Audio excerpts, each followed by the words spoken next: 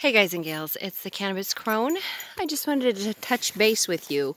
There is another harvesting of lumber that is to be talked about for Northern Township, and that would be 3 Island Lake.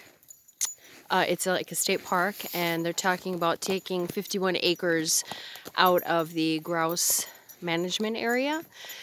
I drove by there yesterday and saw a bunch of people cross-country skiing. You know, your yuppies, your upwardly mobile young adults out there skiing on the weekend. So I hope that if people have comments, they will make them. Now, down in the link, there'll be a phone number to call to give your opinion on whether or not they should. And let me just say that we already had a huge major harvest in our area, and that was on Highway 71 and then the corner of Glidden by the DNR fishery, where they just totally clear cut and butchered acres and acres and acres worth. So I don't know. I don't think that we could stand to lose any more acreage at this point. And if you are someone who enjoys that park and uses it for cross-country skiing, I suggest that you take more of an interest. It's really important. Call the number down there. Give your opinion on, there's no immediate danger to the forest. If it's not harvested, there's no immediate danger to the environment. But there is a danger to the environment if it is harvested and if that acreage is taken out. Anytime you are cutting lumber next to a bog, you're going to do damage.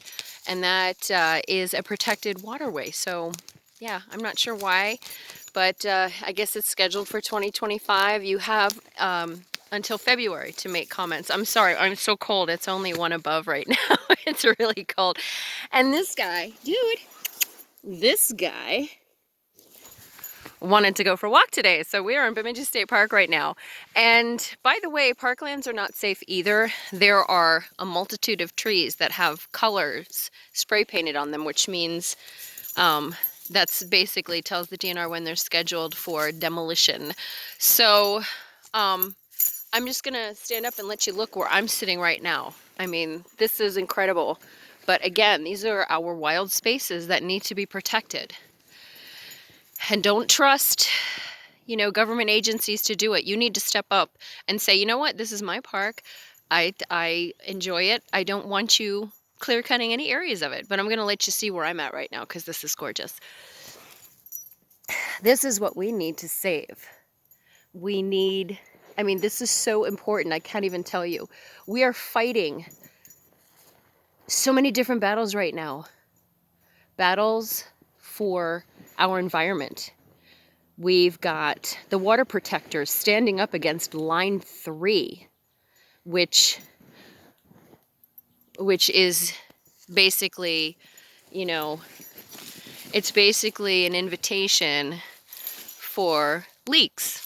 It is, because it's not if a pipeline will leak, it's when it does, because they always do eventually. You have thousands and thousands of gallons per second being pumped through, these pipes. You think that it's not going to erode after a while? And even if it took, let's say on the safe side, if a pipeline were to leak and they discovered it a half hour later, and sorry, I dropped my gloves, and now they're all wet.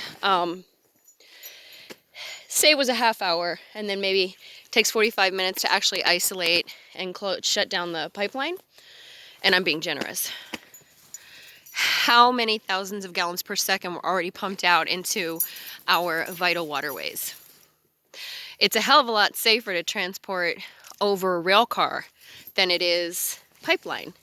And yet you have Enbridge lying to the public, lying on the radio, lying every time they say, oh, but it's so much safer than rail car, because it's not. It's not. Anyway, down there, I got sidetracked. Please make a phone call. Even if you don't live in the area, make a phone call anyway. Let's inundate them. Let's show them that we don't want any more of our wild spaces taken away.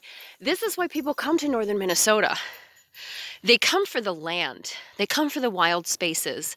So keep getting rid of it, and you're going to start affecting tourism. And small business dollars in the area. So maybe think that way too. Anyway, I gotta go. He's tearing up the forest floor. He's sitting over there just digging and digging and digging. He loves digging. He's like a little archaeologist. I have to say that having Dude in my life these past couple months, especially, it seemed like I got him right after I discovered I was on the spectrum. So he's become a familiar for me. He's my hiking buddy. He gets me outdoors when I'm depressed and makes me take advantage of those wild spaces. So I'm very grateful for Dude. And if you have a dude in your life that forces you to get out the door when it's cold, well, good on you, because it's a pretty important gift. Gonna keep me hopefully rocking and rolling for another 10 years at least, 20 maybe, who knows. Namaste, everybody. Have a beautiful Sunday, and don't forget, check the link, call the number, and tell them to just cut it out. We're done with them getting rid of our wild spaces here in northern Minnesota. Namaste.